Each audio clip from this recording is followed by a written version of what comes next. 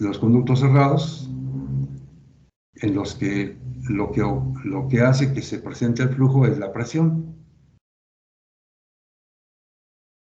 Aquí la fuerza más importante es la de la gravedad, pero también hay una presión que vamos a discutir un poquito más adelante. Así que en el caso de los canales, las dos fuerzas más significativas, más importantes,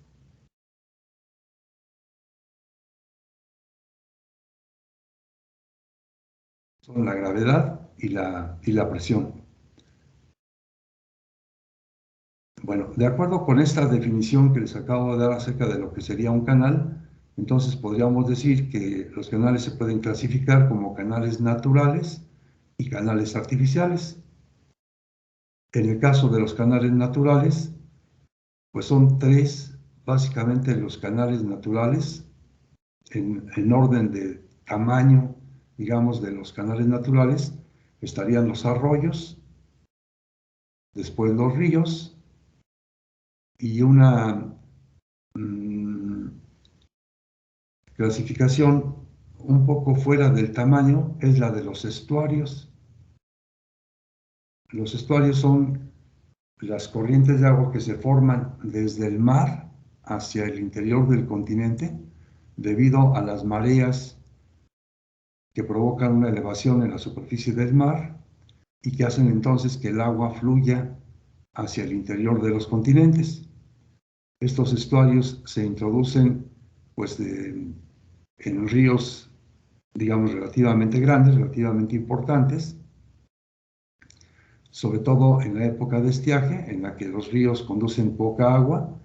Entonces el nivel del mar se eleva lo suficiente como para que exista un flujo que recorre varios kilómetros en el interior del continente. Este estuario provoca también la existencia pues de lagunas. Son cuerpos de agua en donde se almacena el agua proveniente de los estuarios y que en algunas ocasiones se quedan dentro del propio continente. Sí, son los tres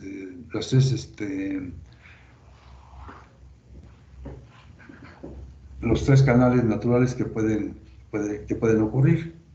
Los canales artificiales, bueno, son justamente a los que se intenta explicar a lo largo del curso. Son los canales construidos por el hombre y por lo tanto necesitamos hablar de dos tipos de problemas relacionados con ellos, que son los problemas de revisión, es decir, cuál es la capacidad que tienen ciertos canales para conducir el agua. Y el otro problema es el problema del diseño. Para resolver cualquiera de los dos problemas es necesario que conozcamos el comportamiento que tiene el flujo dentro del canal. Y para explicar el comportamiento del flujo se aplican las ecuaciones fundamentales de la hidráulica que se vieron en el primer curso. La ecuación de continuidad, la ecuación de la energía y la ecuación de la cantidad de movimiento. Pero los canales también se pueden clasificar por sus características geométricas. En esta clasificación, los canales pueden ser canales prismáticos o pueden ser canales no prismáticos. Los canales prismáticos son aquellos en donde una característica que es muy importante en los canales es la pendiente que tiene el fondo del canal. ¿Están de acuerdo que entre más grande sea la pendiente que se tiene en el fondo, el flujo se va a presentar con una mayor rapidez? ¿Sí? Dado que la componente del peso del agua en la dirección del escurrimiento es más grande en la medida en que la pendiente del fondo del canal sea también más grande. Ajá. Y la otra característica sobresaliente de los canales es la forma y las dimensiones que tiene la sección transversal. Entonces, un canal es prismático cuando no cambia ni la pendiente ni la forma de la sección transversal. Bueno, ni la forma ni las dimensiones de la sección transversal.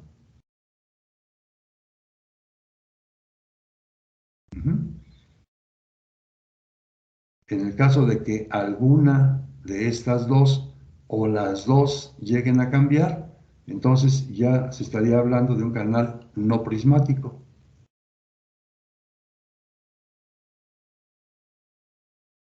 Por ejemplo, los canales prismáticos pueden ser los vertedores, los canales de riego, en donde hay un conjunto de una diversidad de esquemas en los que se puede estar presentando el escurrimiento en el canal. Estos serían los canales prismáticos. Y como se ve, pues son de hecho los canales que nos interesa estudiar, que nos interesa construir. Los canales no prismáticos son básicamente los canales naturales. Los canales naturales cambian la forma y las dimensiones de la sección transversal en las que está ocurriendo el flujo de manera muy rápida a lo largo del propio canal. Incluso la pendiente de la plantilla suele cambiar. Puede presentarse de manera muy pequeña, o sea, no hay cambios significativos en la pendiente del fondo del canal, y entonces el descubrimiento se da con velocidades bajas. Pero de pronto puede ocurrir que el terreno fue socavado en la dirección del escurrimiento y entonces la pendiente aumentó, y al aumentar entonces aumenta la velocidad. Al aumentar la velocidad aumenta la capacidad erosiva que tiene el agua, y entonces se llega al final de cuentas, al final de varias centenas de años, a tener un río que ya está, digamos, construido en su forma final. Y entonces lo que observamos es que el río tiene algunas partes en donde el escurrimiento es lento y otras partes a lo largo de su longitud en la que el escurrimiento es muy rápido. Incluso hay en algunos sitios en los que hay algunas caídas de agua, unas cataratas o pequeñas caídas simplemente, pero en todos los casos de lo que estaríamos hablando es de que hay cambios en la pendiente de la plantilla y desde luego hay cambios en la forma de la sección transversal.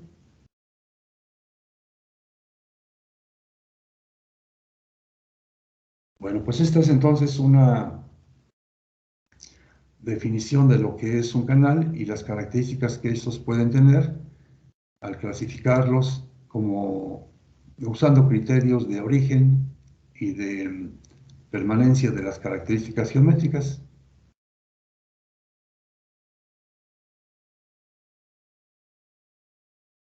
¿Cómo la ven? ¿Sí les queda claro? ¿Tienen alguna duda?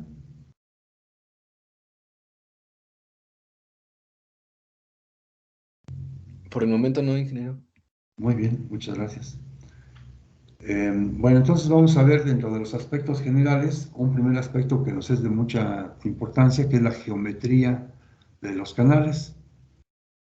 Vamos a hablar un poco más en detalle de lo que les comentaba hace un momento. En la dirección del escurrimiento, o sea, en el sentido longitudinal, la pendiente de un canal es la relación que existe entre la diferencia de nivel de dos puntos sobre el fondo del canal y la distancia horizontal entre ellos. Si consideramos que θ sea el ángulo de la plantilla, la plantilla o fondo, o sea, el fondo del canal, le podemos llamar también la plantilla. Esta plantilla sería, pues, un poco el plano sobre el cual se encuentra todo el volumen de agua. Y ese sería el fondo o plantilla. Vamos a utilizar más frecuentemente el término de plantilla. Algunos libros traducidos del inglés al español suelen utilizar también el término solera. Entonces es el fondo, la plantilla o la solera del canal.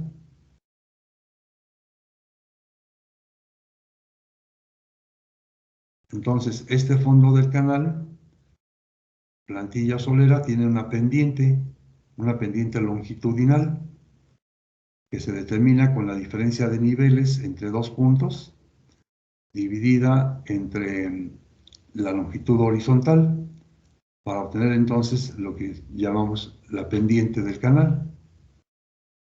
Si θ es el ángulo de la plantilla o fondo del canal, entonces la pendiente S0, así le vamos a llamar en adelante, S mayúscula subíndice 0, es igual a la tangente de θ.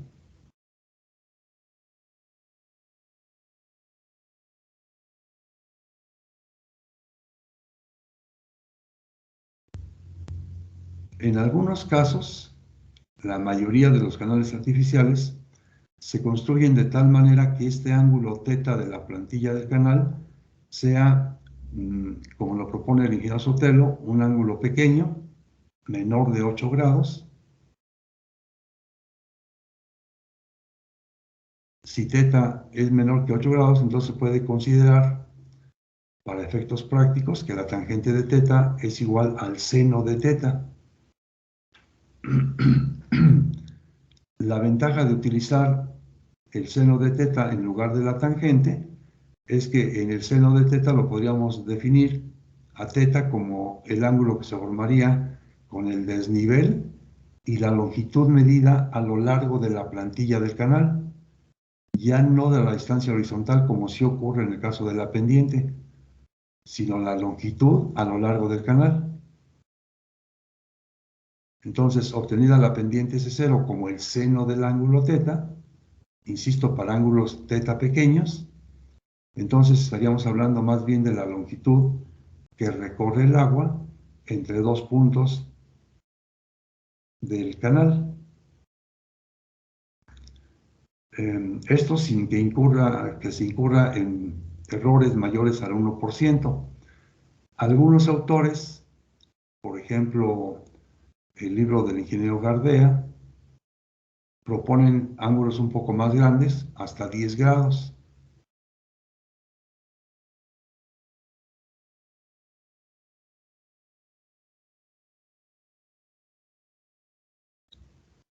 Bueno, esta sería entonces la pendiente de la plantilla.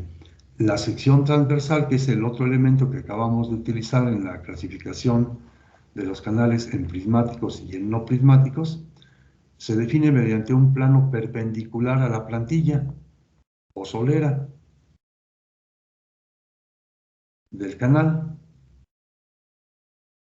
En el caso de canales de pendiente pequeña, la sección transversal y la sección definida mediante un plano vertical son prácticamente coincidentes. Sí, la diferencia entre ellos es tan pequeña que podemos utilizar cualquiera de los dos. La ventaja de utilizar una sección medida sobre la vertical es que la vertical la podríamos definir sin muchos problemas. ¿Sí? ¿Están de acuerdo? Simplemente bastaría con pasar un plomo para identificar cómo nos queda el plano vertical. En cambio, identificar la perpendicular a la plantilla, bueno, pues primero tendríamos que ver si es posible identificar el comportamiento del fondo del canal, de la plantilla del canal, para entonces poder trazar una perpendicular a ese fondo.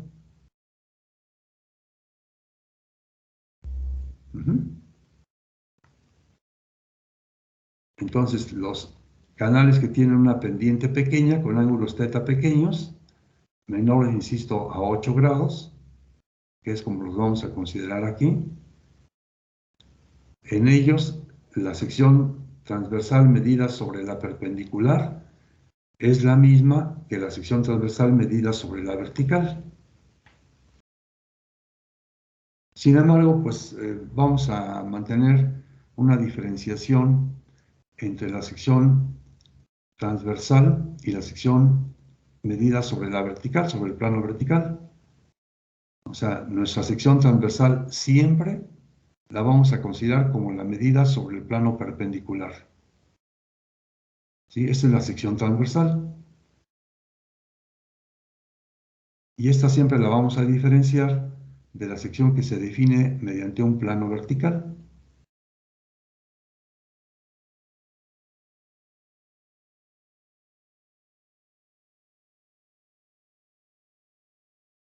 En el caso de los canales naturales, la sección transversal es muy irregular, varía continuamente a lo largo del canal.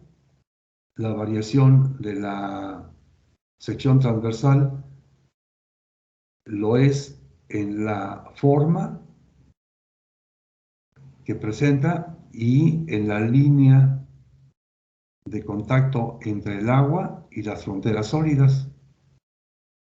Esto que sería el perímetro, al que le vamos a llamar perímetro mojado en adelante. Este perímetro es una línea que en el caso de los canales naturales es muy irregular. ¿Sí? Si se imaginan un río y lo cortan con un plano, están de acuerdo que lo que vamos a que lo que va a resultar de ese corte es una línea muy irregular. En el caso, digamos, de canales que tienen canales naturales que están hechos con material cohesivo, es un poquito más fácil de prever una línea que nos identifique la forma que tiene la sección transversal. De hecho, en algunos canales naturales que están formados por materiales no cohesivos, como arenas, gravas, cantos rodados, etc. Entonces lo que vamos a ver es una línea muy irregular, ¿no? Sobre todo cuando el fondo del canal queda al descubierto y este está formado por una roca ya impermeable sobre la que escurre el agua. Entonces la roca normalmente deja cantos que son muy irregulares a todo lo largo de la sección, pero también a todo lo largo longitudinalmente del canal. Bueno, la idea es que esta geometría de las secciones nos permite identificar los elementos geométricos más importantes de una sección transversal. Dentro de estos elementos geométricos más importantes está el tirante del flujo. Y déjenme aquí agregarle, incluso para que lo tengan en la nota. Este es el tirante del flujo. El tirante del flujo lo vamos a considerar siempre con la letra Y, la Y. Este va a ser el tirante del flujo. Y esta va a ser la distancia desde el punto más bajo de la sección transversal hasta la superficie libre del flujo.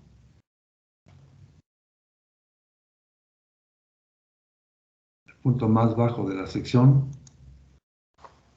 Bueno, siempre que hablemos de la sección estaríamos hablando de la sección transversal. Vamos a especificar que se trata de la sección medida sobre la vertical cuando así ocurra de manera muy específica. Entonces, este es el tirante del flujo. Aquí en esta figura podríamos ver estas características. La figura del lado izquierdo presenta la plantilla o solera del canal, sería esta línea que aparece en la parte inferior, plantilla o solera. La plantilla solera va a tener entonces una pendiente S0. ¿Sí? Insisto, S0 cuando el ángulo θ es mayor de 8 grados se obtiene como la tangente.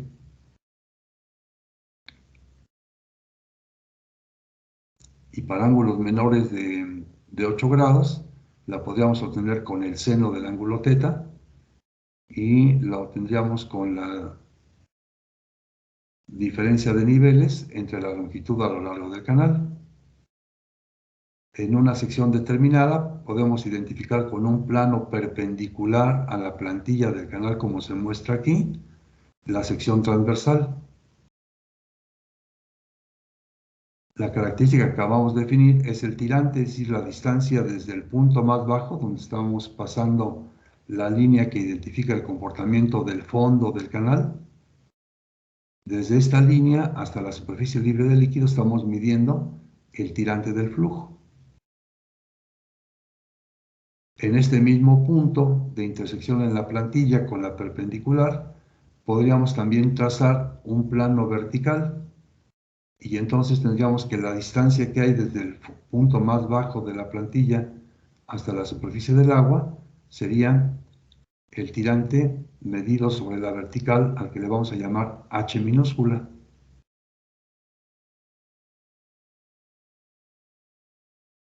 La superficie del agua entonces va a tener un cierto comportamiento.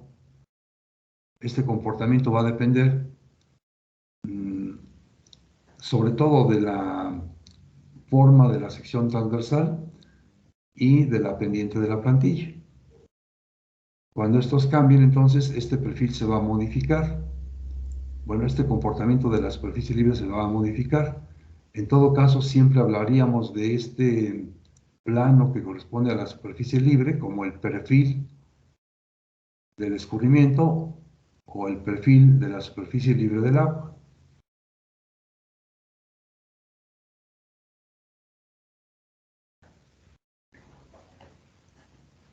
Enfrente de esta figura del lado derecho se presentaría la forma de la sección transversal, que para un canal de cualquier forma, como un canal natural por ejemplo, bueno, pues aquí tenemos identificado un perímetro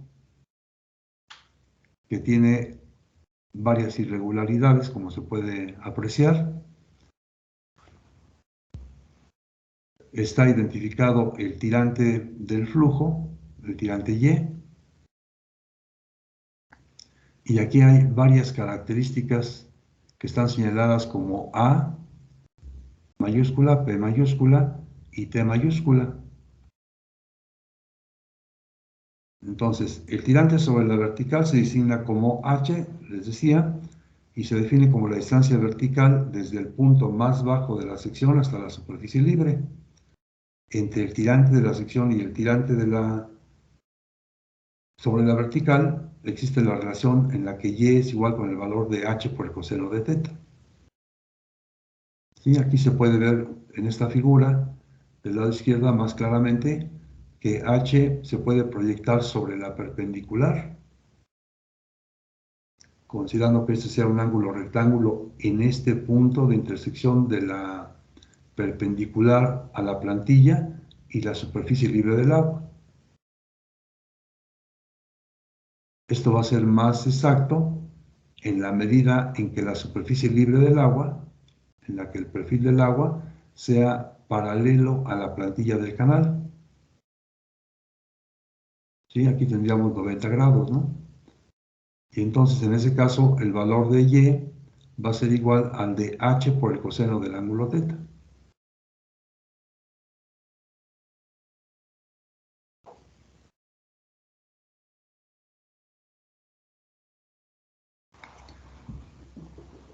Bueno, vamos a considerar dentro de las secciones transversales que el área hidráulica, A mayúscula, se puede definir como el área de la sección transversal ocupada por el flujo.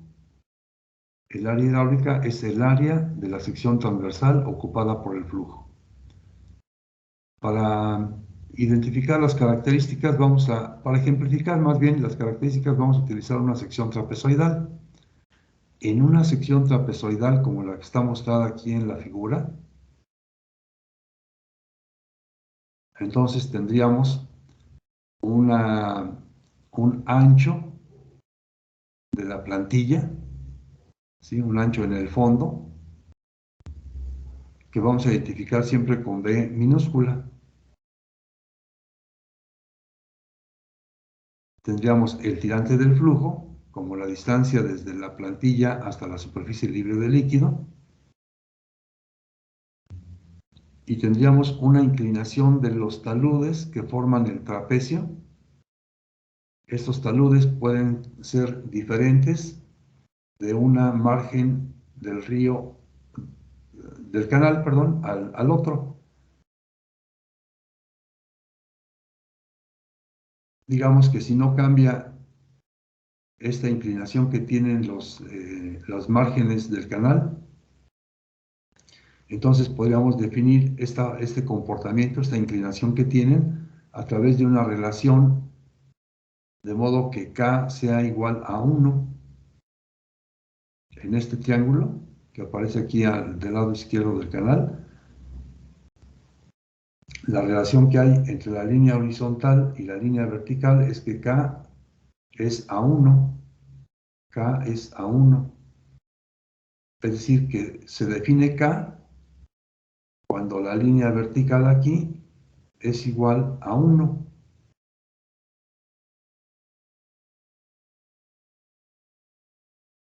Dicho de otra manera, si el tirante del flujo Y es igual a 1, entonces queda definido cuánto es el valor de K. ¿Sí? ¿Están de acuerdo que eso es lo que define este ángulo? El ángulo que forma la margen del canal con la horizontal.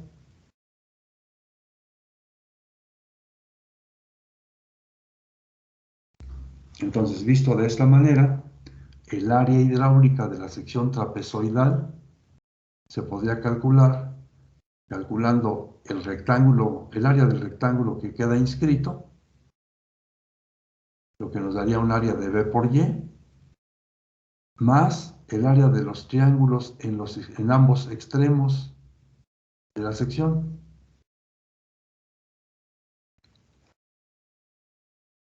Si la altura que tiene el agua en la sección transversal es cualquiera, distinta de 1, entonces el valor de la horizontal que nos quedaría definido al pasar una vertical por las líneas donde cambia la pendiente de la sección transversal, ¿sí? Esta línea, esta intersección entre la horizontal y la línea que define el margen del canal, si sobre este punto pasamos una vertical, entonces tendríamos una distancia horizontal que se está recorriendo. Si la altura del flujo es y la inclinación del talud es K, entonces esta longitud sería K por Y.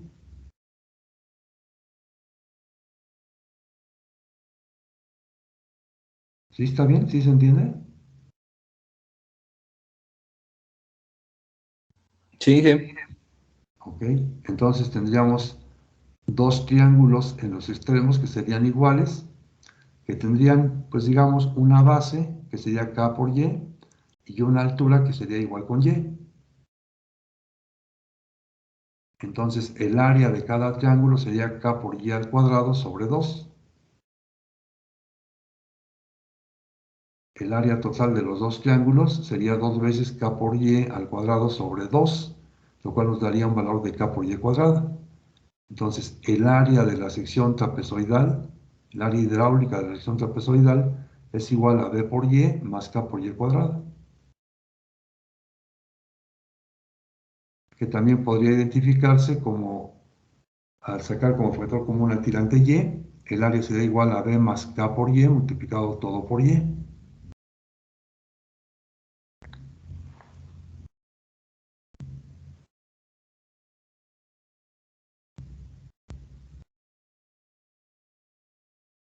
Esta ecuación que aparece aquí abajo, la vamos a revisar. Bueno, de una vez podemos verla. Si en esta ecuación dividimos a B por Y más K por Y cuadrada entre B cuadrada, ¿sí? Si la dividimos entre B cuadrada, nos quedaría Y entre B más K por Y entre B elevado al cuadrado. Como dividimos aquí entre B cuadrada, dividimos también en el primer miembro por B cuadrada y nos quedaría que A entre B cuadrada es igual con Y entre B más K por Y entre B elevado al cuadrado. Este tratamiento algebraico de esta ecuación lo que nos permite obtener es un parámetro que es el valor de Y entre B, que aparece tanto en el primer miembro, en el primer término del segundo miembro, como en el segundo término del segundo miembro. ¿sí? O sea, en el segundo miembro tendríamos que aparece un parámetro y entre b. En este término segundo aparece y entre b elevado al cuadrado. Una vez conocido este parámetro y entre b y conocido el valor de k, entonces podemos definir el valor del área entre b cuadrada. Bueno, más adelante vamos a regresar un poco a esta expresión.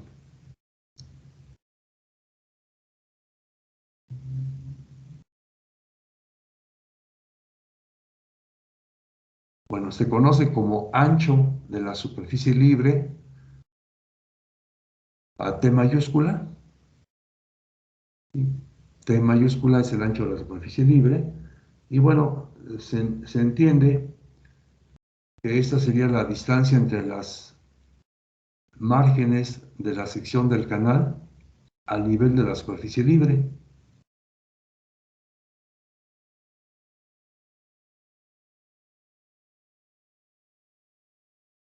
Esto es, en esta figura del lado derecho, se puede ver cómo este valor de T mayúscula sería la distancia que habría sobre la superficie, medida sobre la superficie libre entre ambas márgenes del canal o del río, ancho de la superficie libre.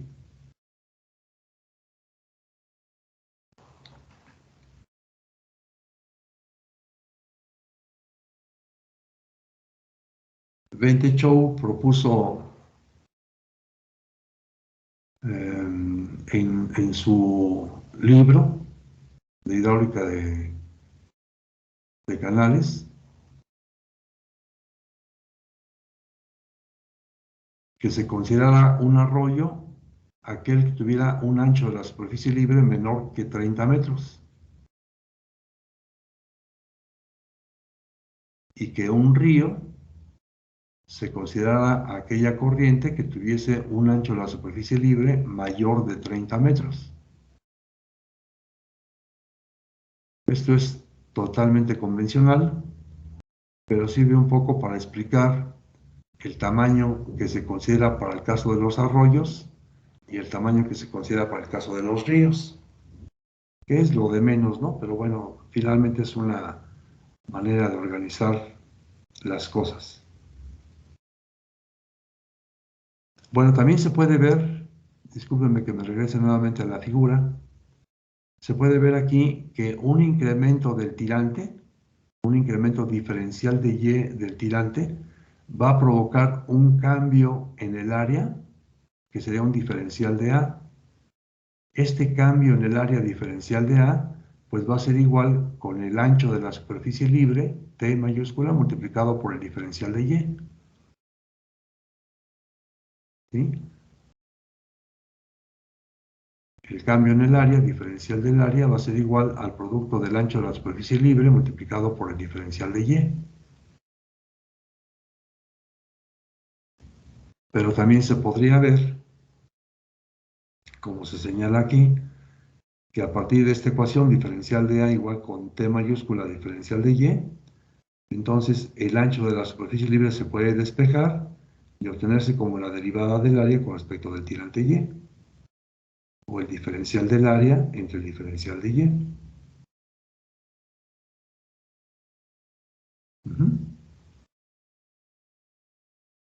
Bueno, ya habíamos definido también hace un momento lo que es el perímetro, al que se conoce como perímetro mojado. Esta es la longitud de la línea de contacto entre el agua y las fronteras sólidas. Perímetro mojado es la línea de contacto entre el agua y las fronteras sólidas.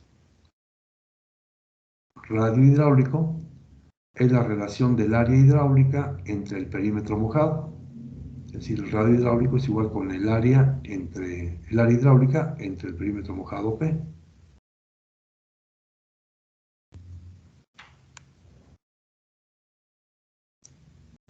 También vamos a definir el tirante hidráulico. Algunos autores le llaman el tirante medio. algunos autores de libros más o menos recientes, le llaman el tirante medio y se expresa con la letra Y mayúscula. Entonces, la letra Y minúscula representa el tirante del flujo y la letra Y mayúscula representa este tirante hidráulico. Bueno, el tirante hidráulico es la relación del área hidráulica entre el ancho de la superficie libre. Es decir, el tirante hidráulico Y es igual con A mayúscula entre T.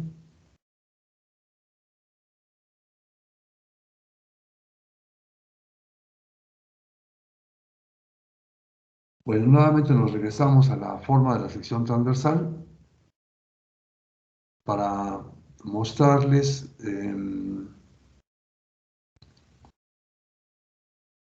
cómo se calculan cada una de las características geométricas que hemos mencionado y que hemos definido en la parte superior. La inclinación del talud, muchos autores la expresan de esta forma, K2.1. Eso significa que vamos a tener un valor de la longitud en la horizontal que corresponde a un valor en la vertical que es igual a 1.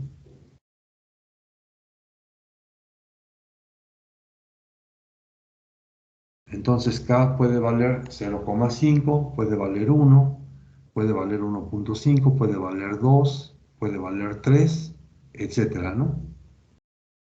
Esto nos indicaría qué tan acostados están los taludes en las márgenes del canal.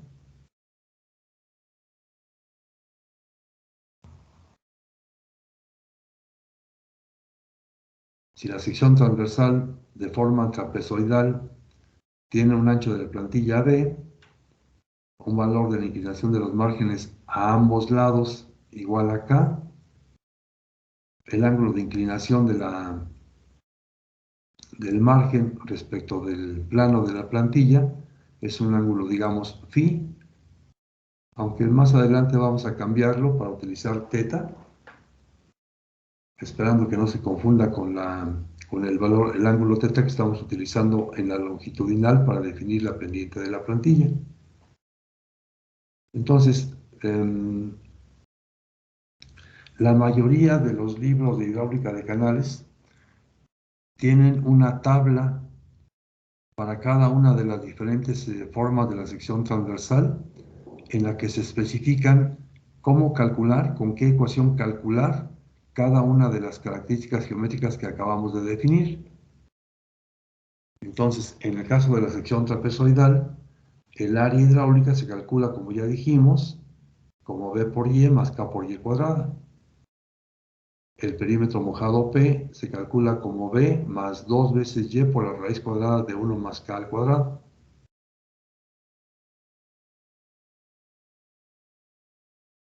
¿Por qué? ¿Por qué se calcula el perímetro mojado de esta forma? Si regresamos aquí a esta figura, ¿se acuerdan que les decía en las márgenes, levantando una vertical, en esta esquina que forma el fondo con las márgenes del canal, en este punto levantamos una vertical. Entonces, al levantar la vertical se define un triángulo que tiene una base que sería K por y una altura que sería igual a Y. La longitud que tiene entonces la margen inclinada del canal trapezoidal va a tener una longitud que, de acuerdo con Pitágoras, sería la raíz cuadrada de Y cuadrada más K por Y elevado al cuadrado. Si en esa raíz sacamos como factor común a Y cuadrada, saldría de la raíz como Y, y por lo tanto dado que tenemos dos longitudes de ambas márgenes, entonces el perímetro mojado sería el valor de la plantilla, la longitud de la plantilla, más dos veces el valor de y por la raíz cuadrada de 1 más k al cuadrado.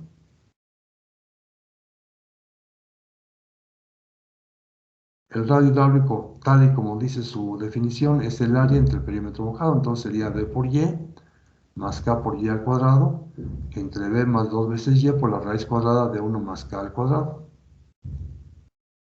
El ancho de la superficie libre, entonces, ¿cuánto vale? A ver, lo voy a tapar aquí para que me digan cuánto vale el ancho de la superficie libre.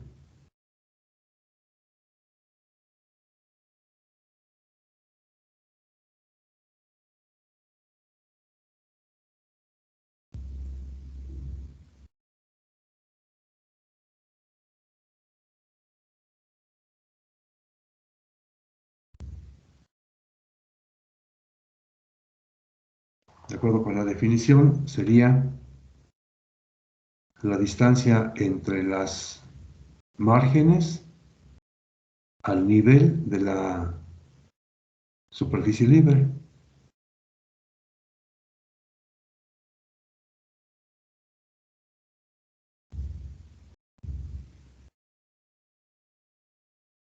Sería dos veces K por Y más B.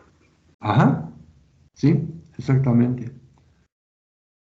Cambiando un poco el orden que nos acaba de dar su compañera, sería entonces el valor de B más dos veces K por Y. Y entonces esto nos permite definir el tirante hidráulico, que es la relación del área hidráulica entre el ancho de la superficie libre. Y por lo tanto sería el área B por Y más K por Y cuadrada entre B más dos veces K por Y. También los libros, entre ellos el del ingeniero Sotelo, define lo que es el factor de sección. Este factor de sección es el producto entre el área y el radio hidráulico elevado a la 2/3.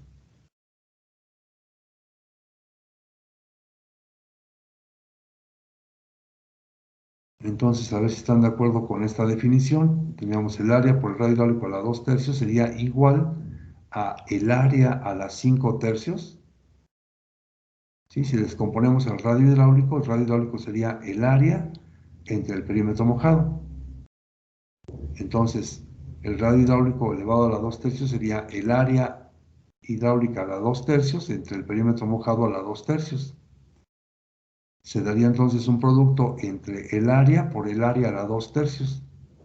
El producto del área por el área a la 2/3 nos daría el área a la 5/3, como aparece aquí.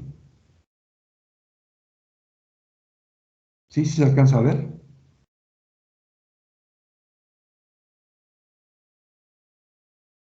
Déjenme subirlo un poco más para que se vea mejor. Sí, sí se ve. ¿Sí? Entonces el área a la 5/3 y que quedaría dividida por el perímetro mojado elevado a la 2/3. Como el área es B por Y más K por Y al cuadrado, entonces esta suma quedaría elevada a la 5/3 y dado que el perímetro mojado es B más 2Y por la raíz cuadrada de 1 más K cuadrado, quedaría elevada a la 2/3.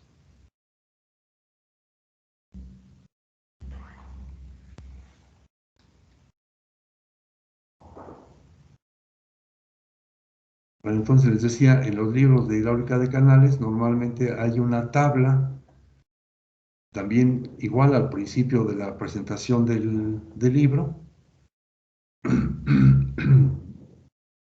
en la que se reflejan la forma en la que se calculan cada una de las características geométricas que acabamos de definir. ¿Sí?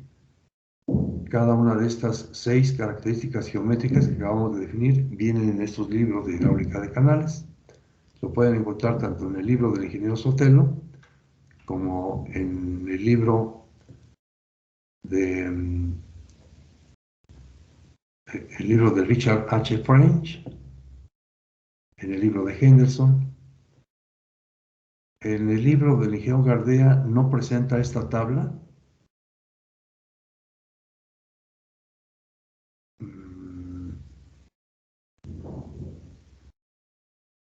Pues en razón de que el ingeniero Gardea considera que una vez establecida la definición, pues ya todo lo demás ya queda prácticamente dicho o entendido de cómo sería el cálculo, que ya no habría necesidad de presentarles ninguna tabla.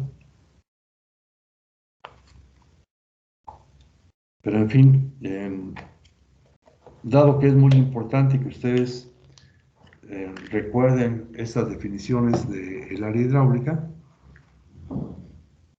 les he subido una tabla que tomé del libro del ingeniero Sotelo a los materiales de clase, a los archivos. De hecho, les subí dos archivos. Uno tiene que ver con las secciones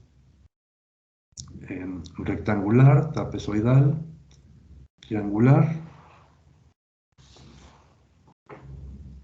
y parabólica. Ese es un archivo, y el otro es un archivo donde aparecen dos secciones, la sección circular y la sección herradura.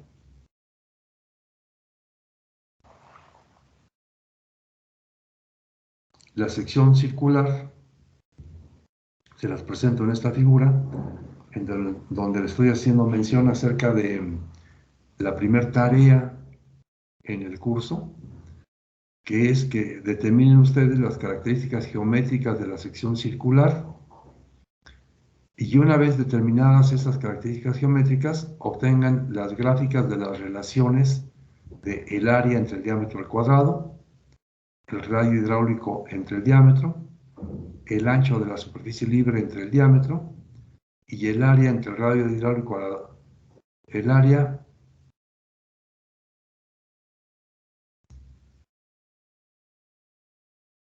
área por el radio hidráulico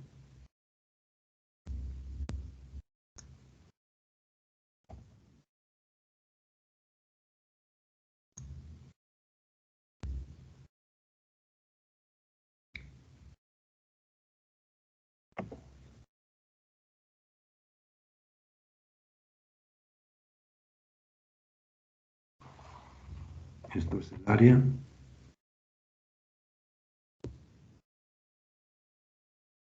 del radio hidráulico a la 2/3.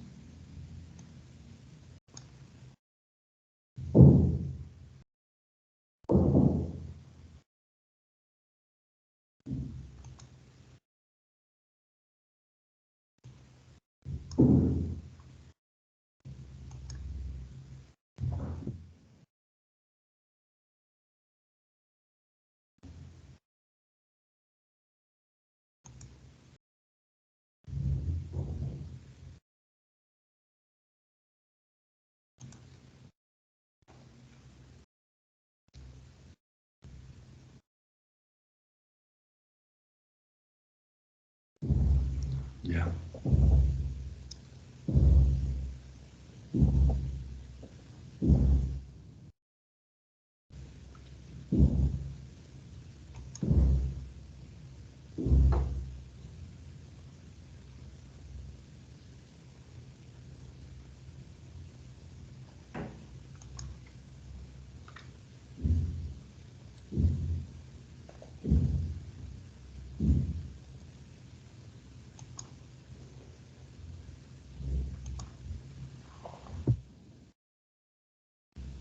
Este es el radio hidráulico entonces.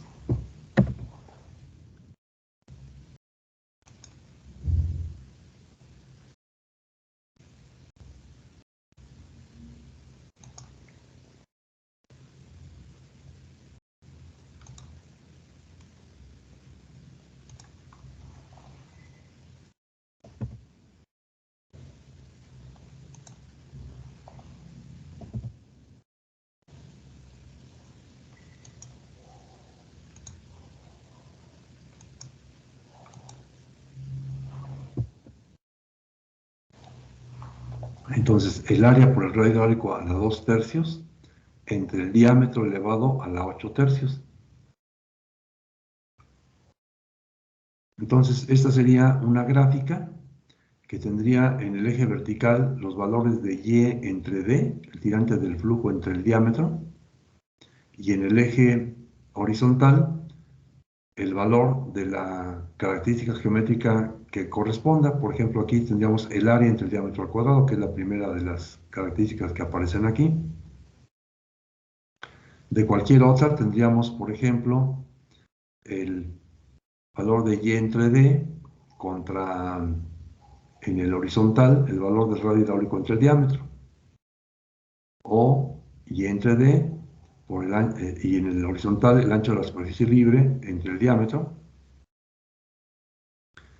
Y finalmente, en el eje vertical y entre d y en el eje horizontal el valor del área por el radio hidráulico a la 2/3 y esto entre el diámetro elevado a la 8/3. Bueno, la cuestión está en que yo quisiera que primero hicieran ustedes un esfuerzo por determinar las características de la sección circular sin haber visto la tabla.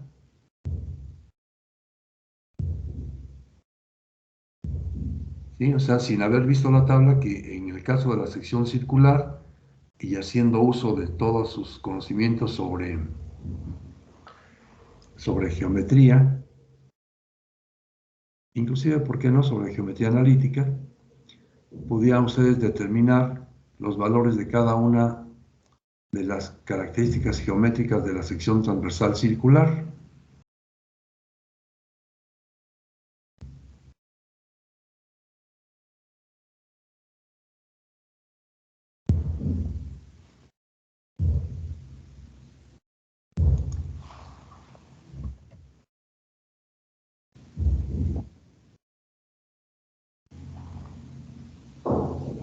Y entonces que esta tarea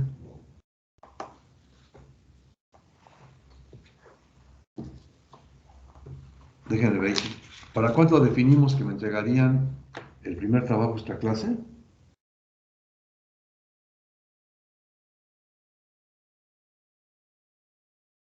No nos ha dicho en qué.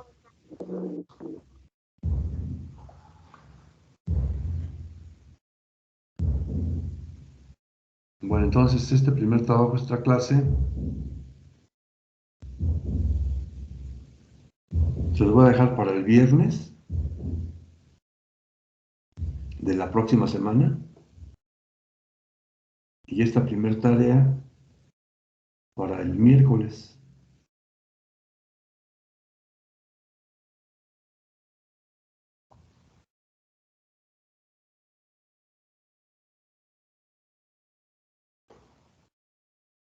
Entonces ya el miércoles 19. Ingeniero, una pregunta, ¿es solo hacer las gráficas de la relación o también identificarlas ahí en el mismo diagrama? Es que me perdí un poquito. Sí, yo creo que primero deben tener una hoja en la que expliquen cómo están considerando la sección circular. Esta, digamos, esta sección circular, ¿cómo lo están haciendo para calcular el área hidráulica? ¿A partir de qué? ¿De qué construcción geométrica?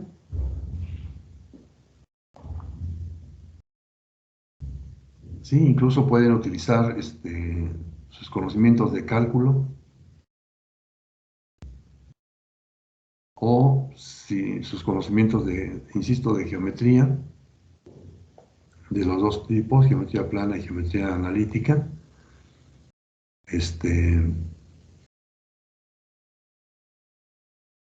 Y a raíz de esto, pues definir el área hidráulica, definir el perímetro mojado,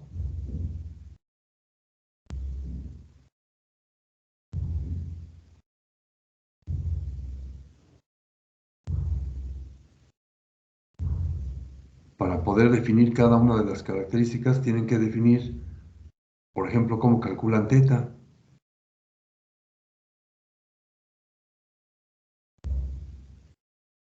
Para calcular θ necesitan conocer cuánto vale y cuánto vale el diámetro d.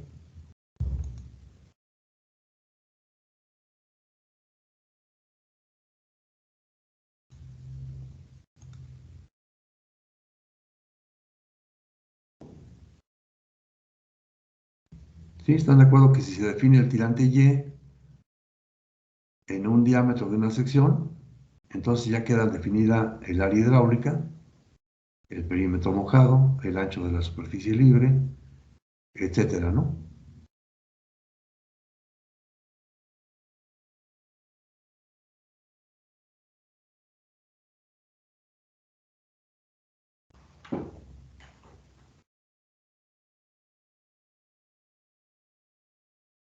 Bueno, entonces, ¿sí? ¿Ya anotaron las fechas?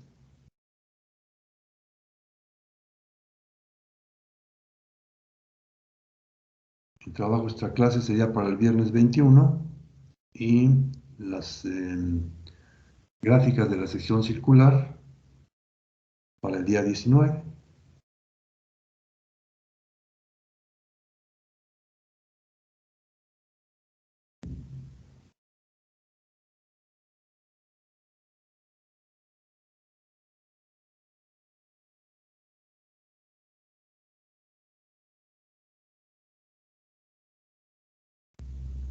Ah, a ver, permítame, es que no corresponden, ¿verdad?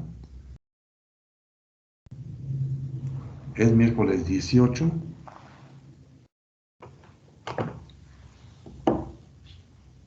miércoles 18 y viernes 20.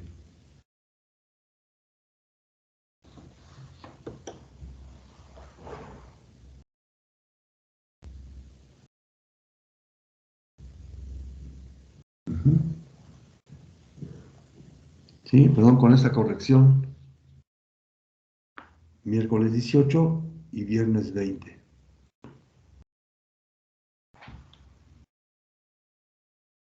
Bueno, ¿alguna duda respecto de la geometría de las secciones?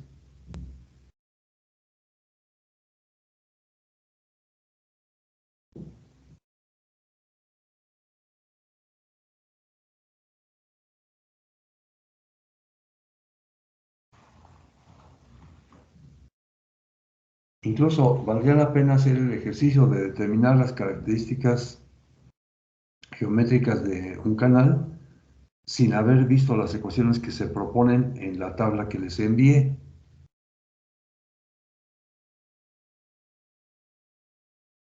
Por ejemplo, en el caso de la sección rectangular, en la sección rectangular tendríamos definido, ¿no?, el ancho de la plantilla y el tirante Y. Con esas dos características podemos calcular el área. El área hidráulica es muy fácil, ¿no? B por Y. Ujú. El perímetro mojado sería el valor de B más 2 veces Y.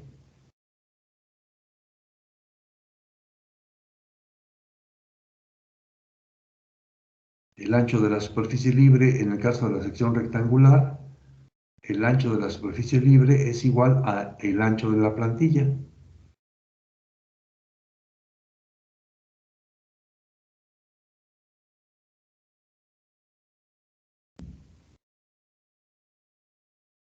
A ver, en el caso de un canal triangular,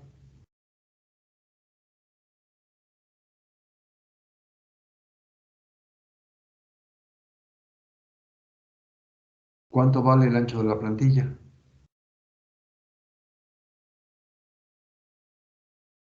En un canal triangular.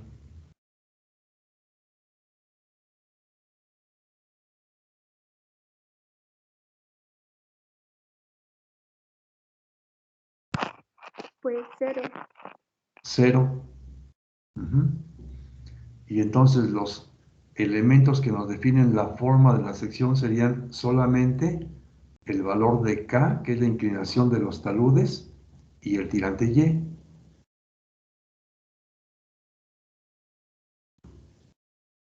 ¿Cuánto vale el ancho de la superficie libre en la sección triangular?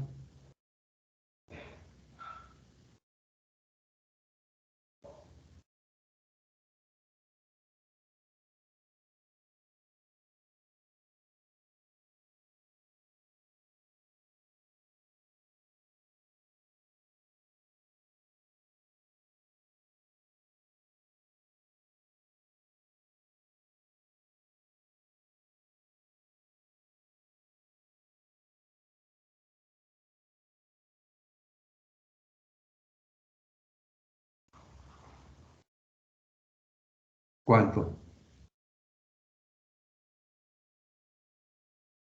2K por Y. 2K por Y. ¿Y cuánto vale el área?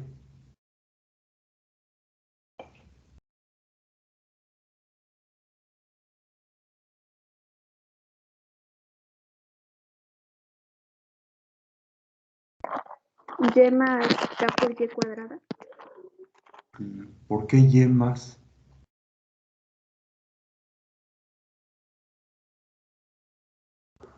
Perdón, K por Y cuadrada nada más. K por Y cuadrada, nada más. Sí, así es. Bueno, entonces así se pueden hacer los ejercicios para cada una de las diferentes formas de la sección transversal que aparecen en las tablas, que insisto, corresponden a las secciones rectangular, triangular,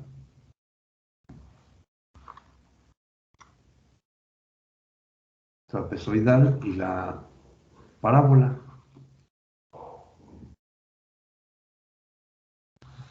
La sección rectangular requiere un poquito más de tiempo que la que requieren las demás, pero igual sí vale la pena que hagan el esfuerzo por determinar las ecuaciones para definir cada una de las características geométricas. Y ya después, una vez que, si por algunas circunstancias se tienen que dar por vencidos, decir, no, de plano no le puedo encontrar, entonces ya ir a la tabla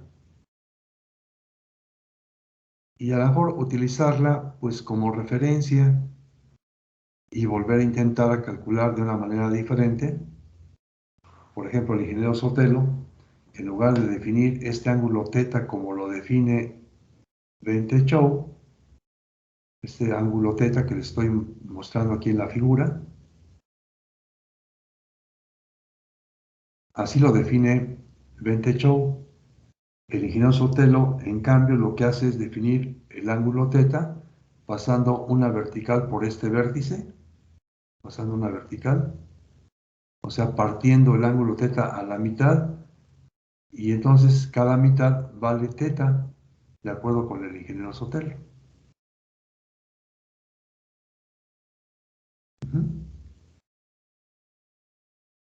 Eso le da, pues, digamos que una cierta forma relativamente sencilla, que es prácticamente igual de sencilla que sería si le definimos el ángulo θ como todo este ángulo, no partido a la mitad como lo propone el ingeniero Sotelo. Pero igual también se podría definir un ángulo en el triángulo. ¿Sí? Si definimos un ángulo aquí en el triángulo, una vez definido el ángulo θ, podemos definir cuánto vale este ángulo interior en el triángulo. A ver, díganme, ¿cuánto vale el ángulo en el triángulo? ¿Cuánto vale si ya tenemos definido a θ?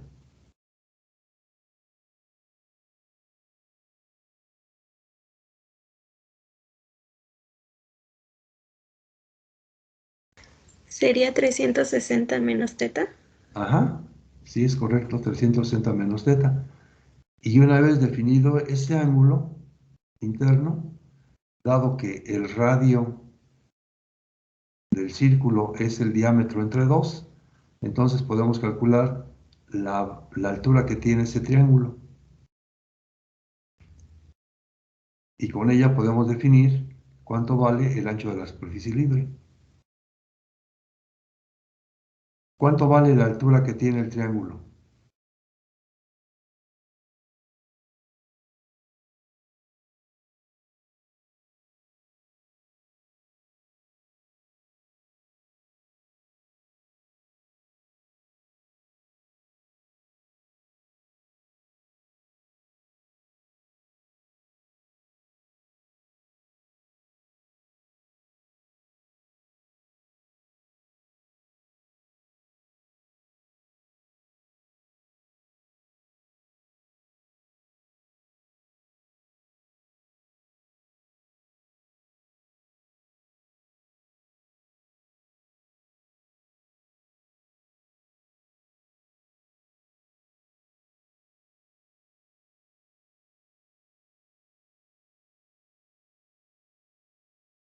Entonces, la altura del triángulo, ¿cuánto es? ¿No sería y menos el radio? Ajá, y menos el radio y menos el diámetro entre 2.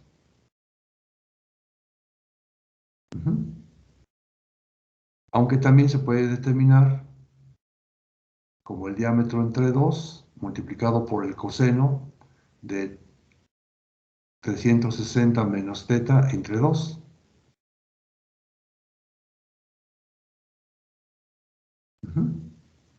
En fin, con todos estos elementos se puede determinar cuánto vale el área del sector circular que aparece aquí, con las líneas que identifican los extremos del triángulo, ¿sí? Y entonces el área se puede calcular como el área de todo el círculo menos el área de este sector circular y más el área del triángulo.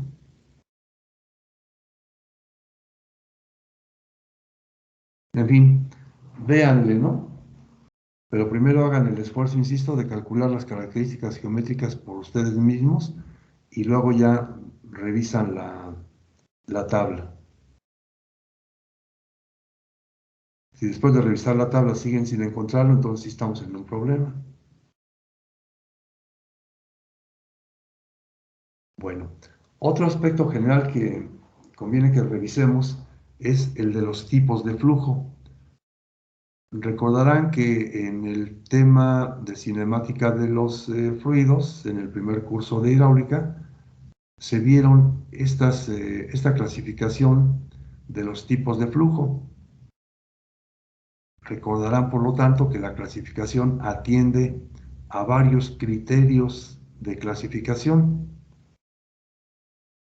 En el caso de los canales vamos a hacer esa clasificación, pero vamos a atender a una característica que es la de que el flujo sea un flujo unidimensional.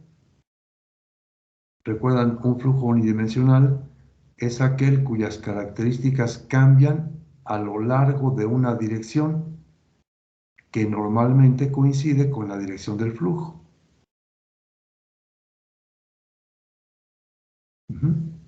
Entonces, un flujo unidimensional es aquel cuyas características cambian con la dirección del flujo. Vamos a considerar que en todos los casos que vamos a revisar aquí, el flujo es unidimensional. Dentro de esta clasificación general, las otras dos serían el flujo tridimensional, en donde el flujo cambia en las tres direcciones, y el flujo bidimensional, en la que el flujo cambia en dos direcciones.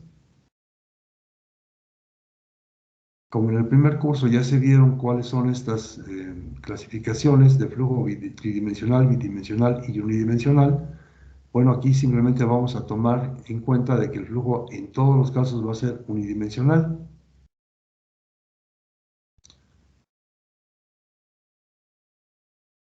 Entonces, si consideramos que en todos los casos se trata de un flujo unidimensional, podríamos decir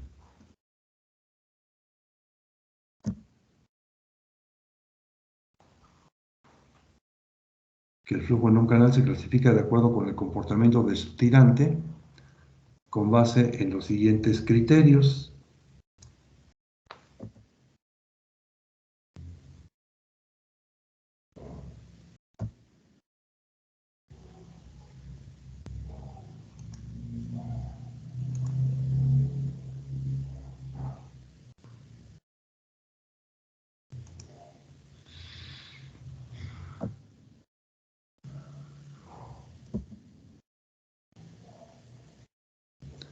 Por ejemplo, si se utiliza el tiempo como criterio de clasificación, recordarán que entonces el flujo puede ser transitorio o no permanente.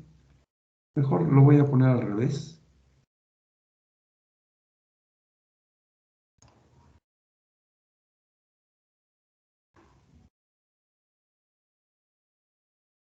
Primero como no permanente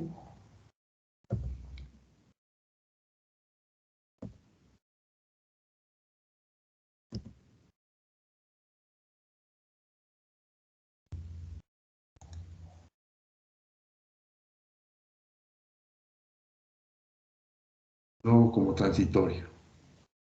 Es un flujo no permanente que también se puede conocer como transitorio.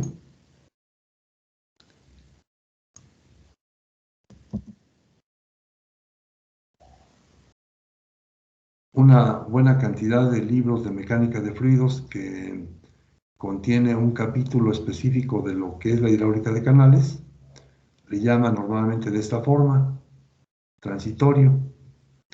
Algunos otros libros, inclusive, por ejemplo, el libro de Potter, la mecánica de fluidos de Potter,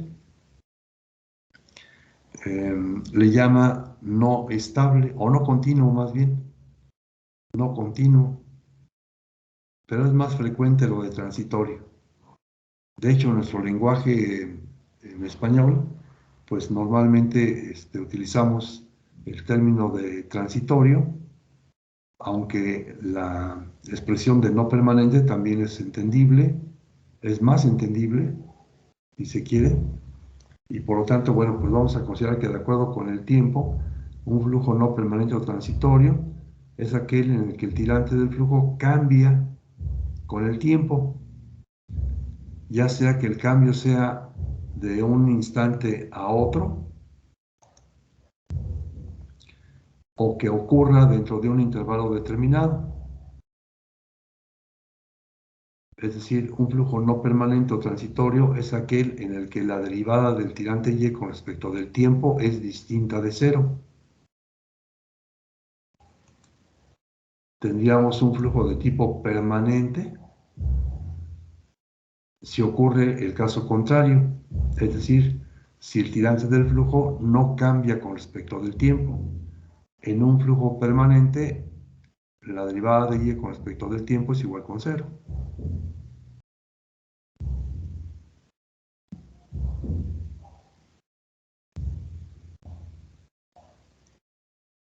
Un ejemplo para estos flujos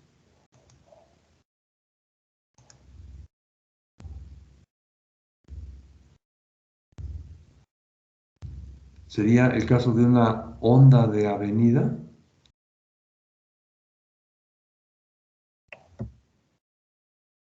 Es decir, cuando una masa de agua es transportada por el río, la forma en la que es transportada es como si fuera una onda que tiene un cierto frente más o menos alto, que va escurriendo a lo largo del canal. Esto es, digamos que en este caso, la onda de avenida.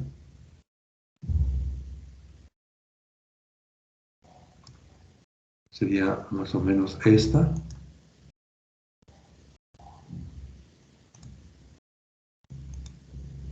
En la figura que aparece aquí, en un canal natural, por ejemplo, en el que la plantilla del canal pues es irregular, aunque tiene un valor medio, la pendiente, en esta longitud.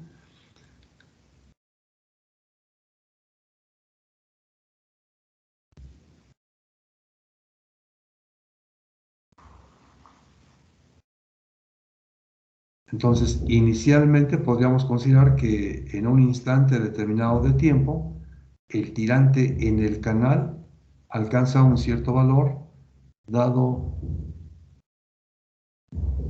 aquí en el instante t índice 1, aquí en este punto.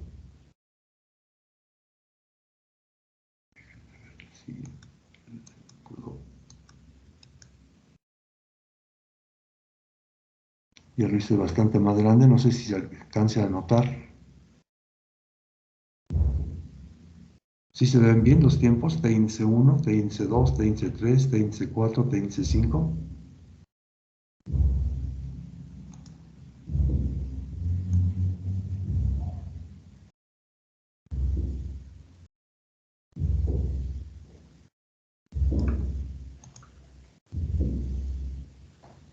Entonces les decía, si ese tirante que tendríamos en este instante de tiempo T índice 1 no va a cambiar, no cambia en el tiempo, entonces tendríamos un flujo de tipo permanente.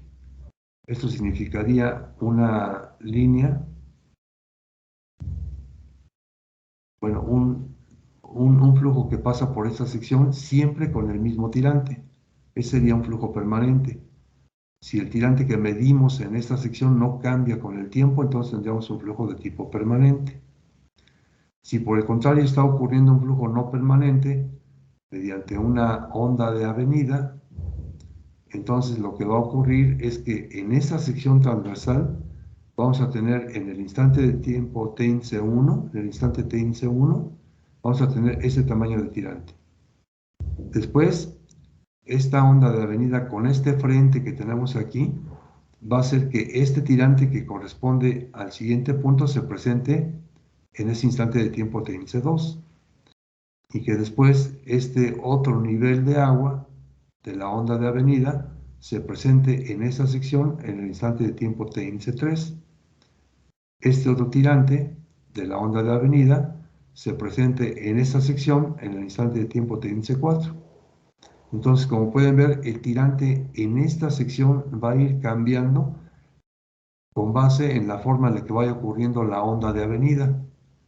Esto nos daría un flujo de tipo no permanente. Esa onda de avenida, les decía, se puede producir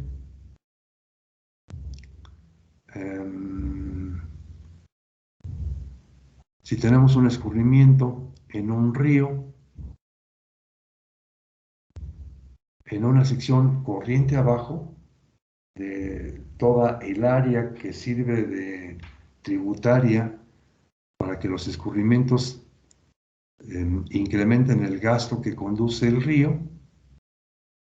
Este gasto que se va incrementando de manera continua se va a presentar para una sección corriente abajo a manera de una onda de avenida. Y entonces va a ser que el flujo dentro del canal para la sección que les estoy comentando se trate de un flujo de tipo no permanente, en el que van a ocurrir estos cambios en el tirante en el tiempo.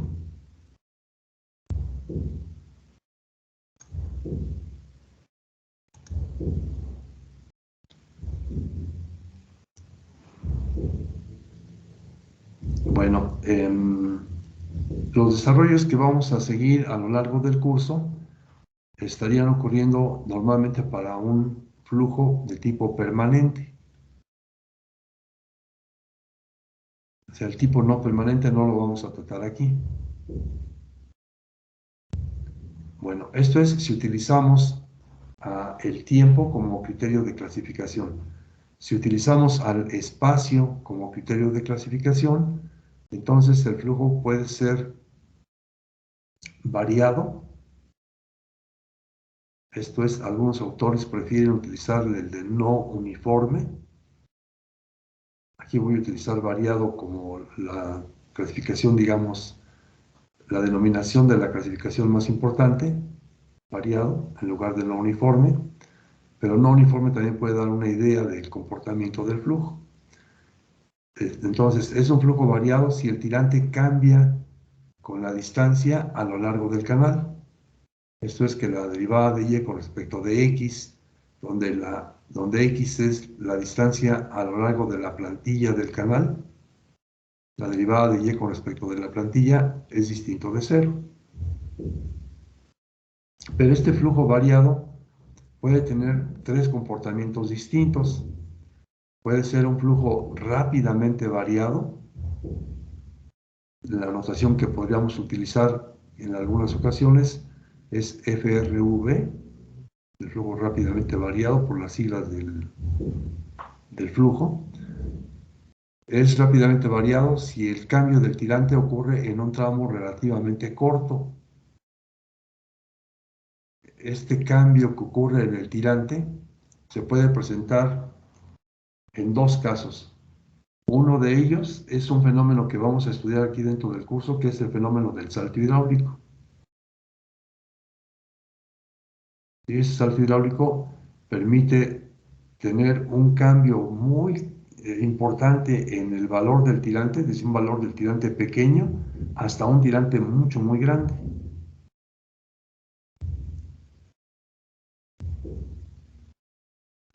Que puede ser incluso en algunas ocasiones un cambio 100 veces más grande que el tirante inicial.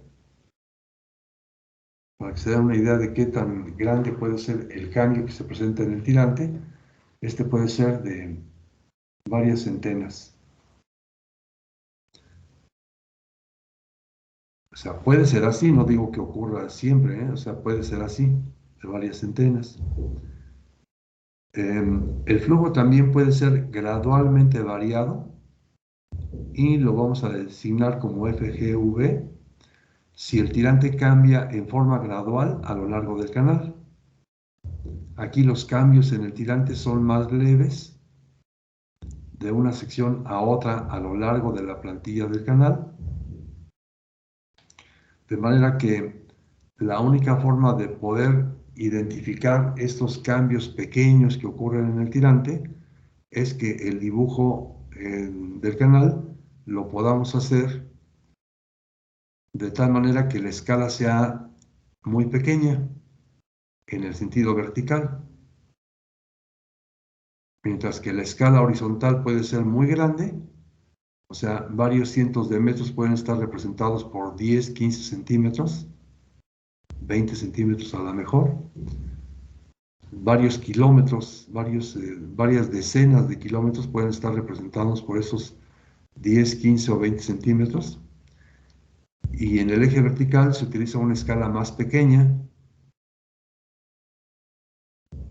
Por ejemplo, aquí podríamos tener escalas de 1 a 0.5 o a 0.20, etcétera. De tal manera que se pueda ver tanto el valor del tirante en el sentido vertical como los cambios del comportamiento en el tirante. Solamente de esta manera podríamos ver un cambio que ocurre en un flujo gradualmente variado, cuando el dibujo está obedeciendo a una escala horizontal grande y a una escala vertical muy pequeña, comparativamente, desde luego. Bueno, el flujo también puede ser espacialmente variado. Vamos a denotarlo como FEV, si el tirante cambia tanto a lo largo del canal como en el plano de la sección transversal.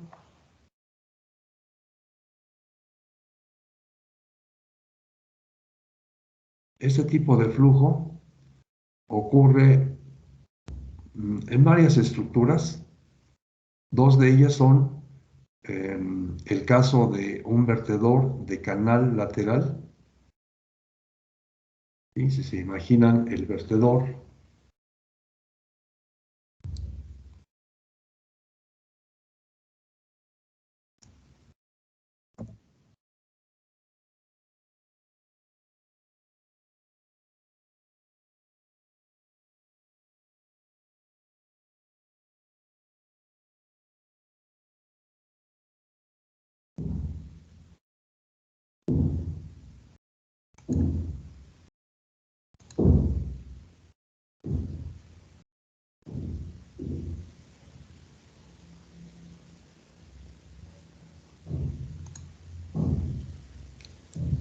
bueno, voy a poner voy a construir un isométrico.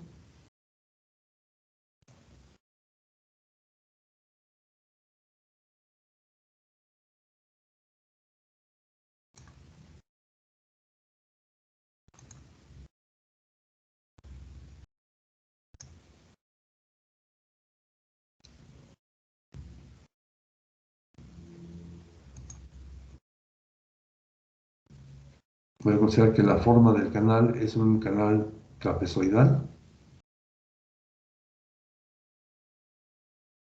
Un poquito más de altura.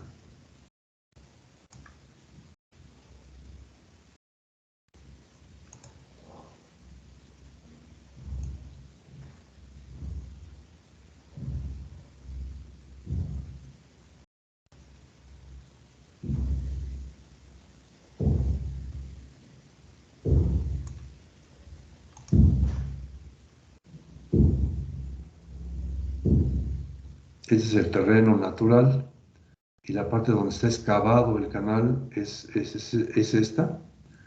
Nada más que en uno de los márgenes del canal vamos a tener un vertedor.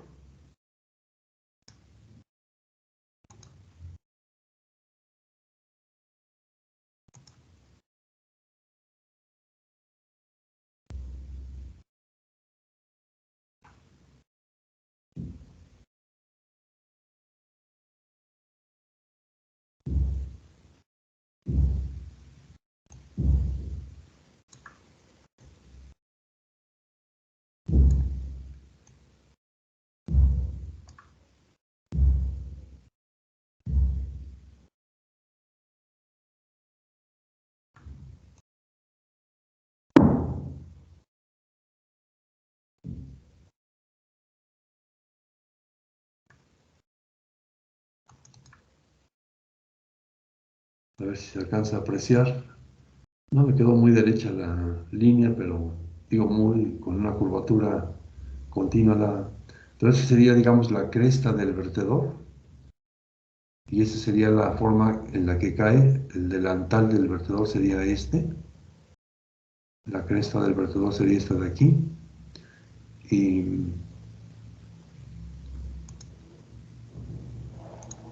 tendríamos una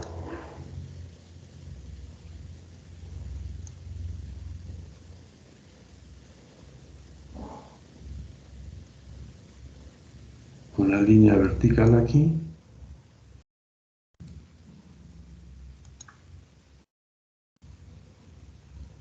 Y el terreno natural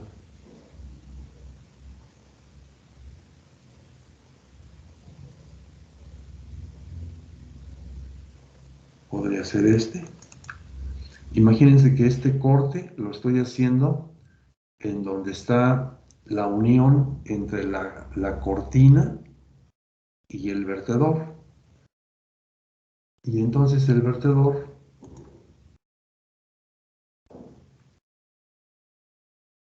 voy a poner para hacer el isométrico, lo voy a dejar hasta aquí. Para definir la cresta del vertedor voy a utilizar esta otra línea.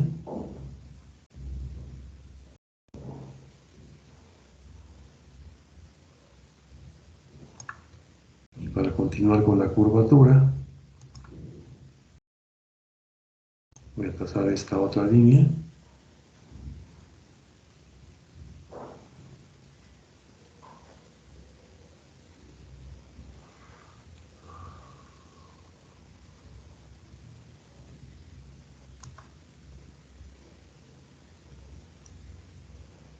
Y finalmente voy a utilizar otra línea más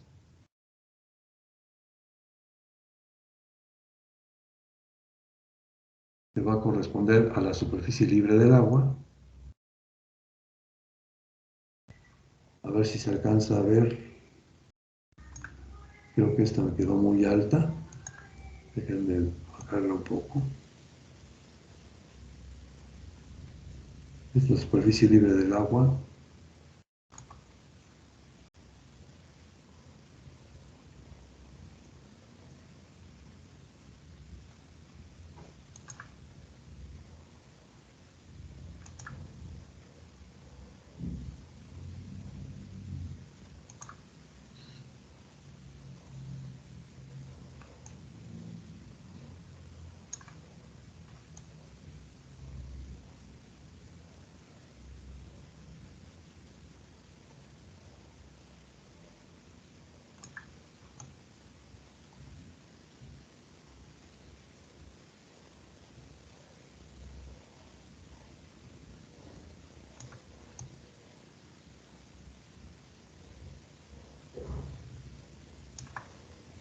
El agua estaría cayendo en esta forma y se movería después.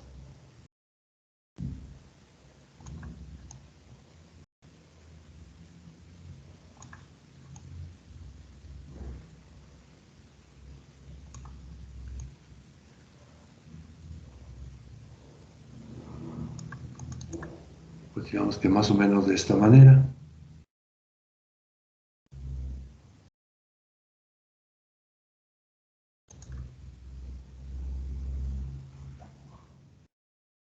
Mira, mejor con el... para que no se vea como que esté subiendo el flujo.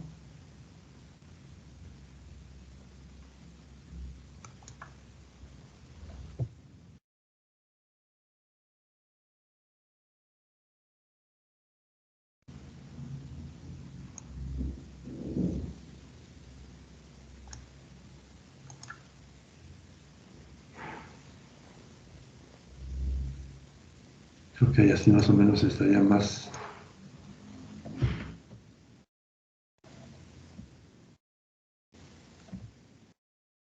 decente, ¿no? Una caída en la superficie del agua así.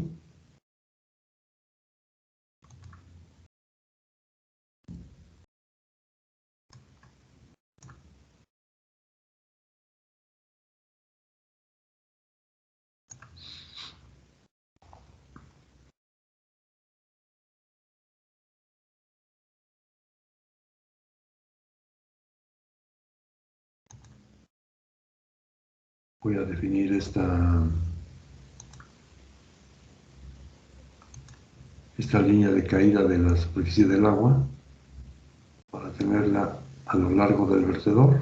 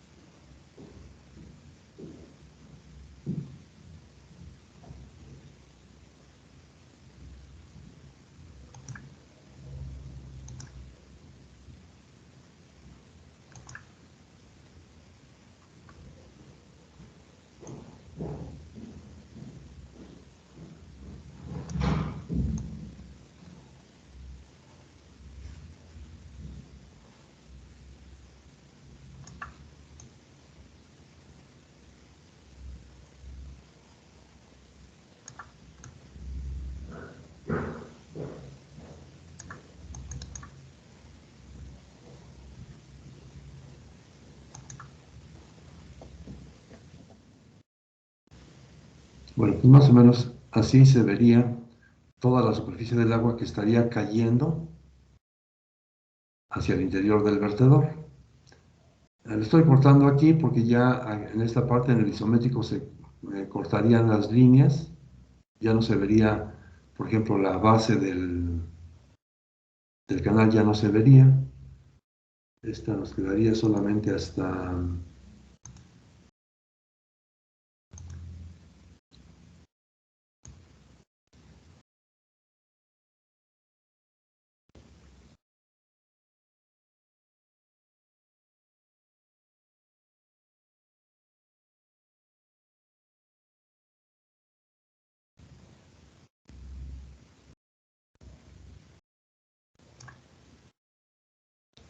pues más o menos hasta aquí.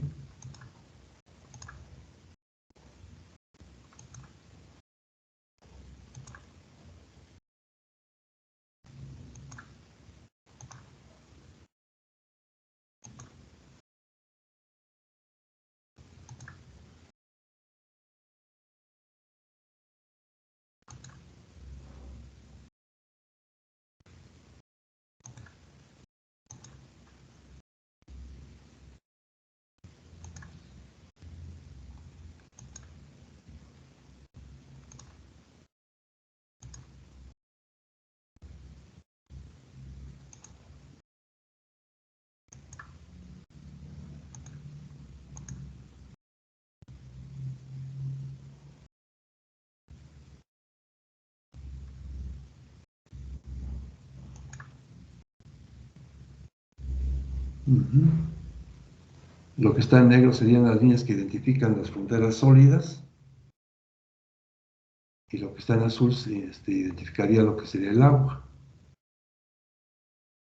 Entonces, la definición del espacialmente variado es que el tirante cambia tanto a lo largo del canal como en el plano de la sección transversal.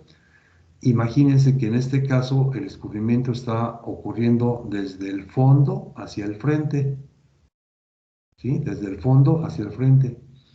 Entonces, aquí en el fondo, la cantidad de agua que esté escurriendo formaría el gasto dentro del canal.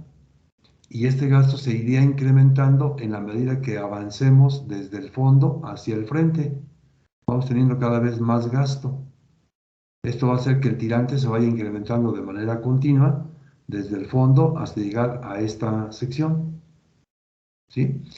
Pero como se puede ver, además de ese cambio en el tirante a lo largo del canal, también está ocurriendo un cambio del tirante dentro de la sección transversal. El tirante aquí en la caída del agua sobre la cresta del vertedor es un tirante más pequeño, el cual se va moviendo de manera ascendente hasta encontrarse con el margen del lado derecho, de acuerdo con la figura.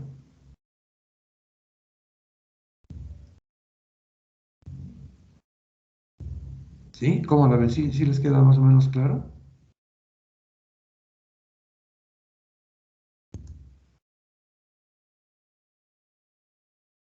El flujo espacialmente variado. O sea, el tirante aquí iría cambiando desde una cantidad muy pequeña que no se vería, incluso el tamaño del tirante no se vería en el fondo, porque nos taparía el talud que tenemos aquí, no nos dejaría verlo. Esta es superficie del agua.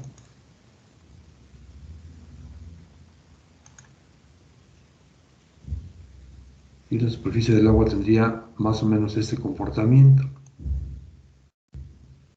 O sea, el tirante iría aumentando desde el fondo hacia el frente de la figura. Bueno, probablemente no tengan tanto en mente un canal de vertedor lateral, un vertedor con canal lateral, como este que les acabo de dibujar, pero probablemente sí tengan en mente las alcantarillas, más bien las cunetas en los caminos. Una cuneta en un camino es un canal que permite conducir los flujos que ocurren sobre el camino. Se le da pendiente, se le da un cierto bombeo al camino para que el agua escurra con un parteaguas que estaría, pues digamos que en el centro de la carretera. Allí el agua escurriría sobre la carretera, sobre los hombros de la carretera, hasta la cuneta. Obviamente la cuneta, cuando empieza la parte más alta de una curva vertical descendente, digamos si tenemos una carretera, y esta carretera la ven ustedes de tal manera que va descendiendo en la dirección del movimiento del vehículo, entonces del lado derecho nos podría quedar, digamos, la cuneta, y el agua que escurre sobre la carretera se va a escurrir hacia esa cuneta del lado derecho, ¿sí? Entonces, cuando estamos en la parte más alta, no hay agua, o hay muy poca agua dentro de la cuneta, y esta cantidad se va a ir incrementando en la medida que avancemos en la dirección hacia abajo de la curva vertical. El agua se va incrementando dentro del canal y va aumentando el tirante, como ocurre aquí. El tirante también va aumentando de manera longitudinal, pero también aumenta en la sección transversal, dentro de la sección transversal.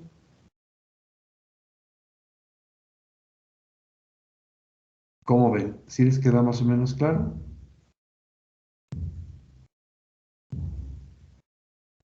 Sí, profe. Bueno, muy bien. Esa es la clasificación entonces, considerando como criterio de clasificación el espacio. Rápidamente variado, gradualmente variado y espacialmente variado. El que nos interesa estudiar más es el gradualmente variado, porque este flujo gradualmente variado es el que se presenta en más ocasiones.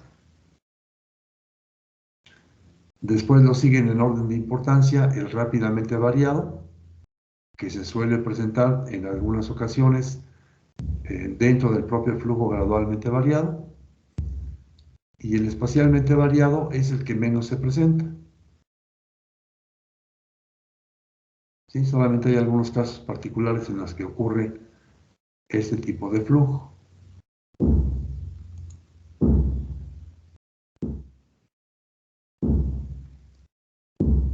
Bueno, el flujo uniforme lo vamos a dejar para la próxima sesión.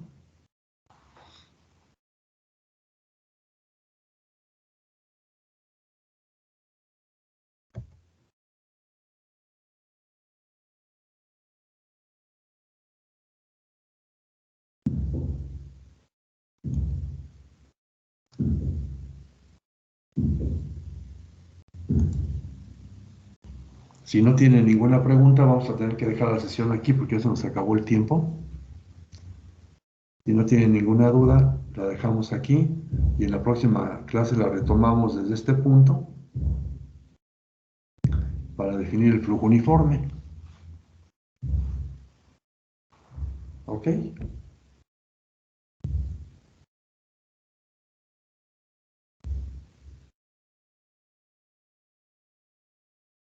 Sí, profe, muchas gracias. Sí, profe, sin problema. Muchísimas gracias. Gracias, profe. Nos Muy vemos. bien.